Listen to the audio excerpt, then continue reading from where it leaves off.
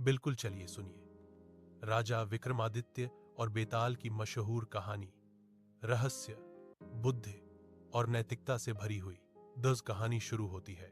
बहुत समय पहले उज्जैन नामक नगर में एक न्यायप्रिय और पराक्रमी राजा विक्रमादित्य राज करते थे। उनके राज्य में सुख, शांति और समृद्धि थी।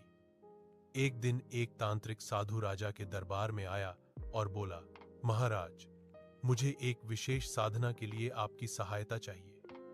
मुझे एक शव पर विराजमान बेताल नामक आत्मा को लाना है। वह एक पेड़ पर उल्टा लटका रहता है। राजा न्यायप्रिय थे। उन्होंने सहायता करने का वचन दिया।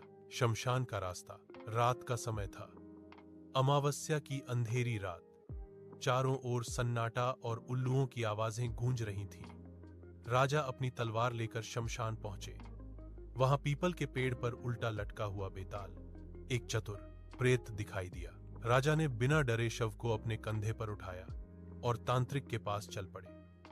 लेकिन जैसे ही वे कुछ कदम चले, बेताल हौंस पड़ा और बोला, राजन, मैं तुम्हें एक कहानी सुनाऊंगा। अगर तुम उसका उत्तर जानते हो और फिर भी चुप रहे तो तुम्हारा सिर फट जाएगा, पर यदि बोले तो मैं उड़कर फिर इसी पेड़ पर लौट जाऊंगा। राजा ने सहमति दी और इस तरह बेताल की कहानियों की श्रृंखला शुरू हुई। पहली कहानी, तीन राजकुमारों की बुद्धि। बेताल ने कहा, एक नगर में एक सुंदर राजकुमारी थी। तीन राजकुमार उससे विवाह करना चाहते थे। एक दिन वह युवती मर गई।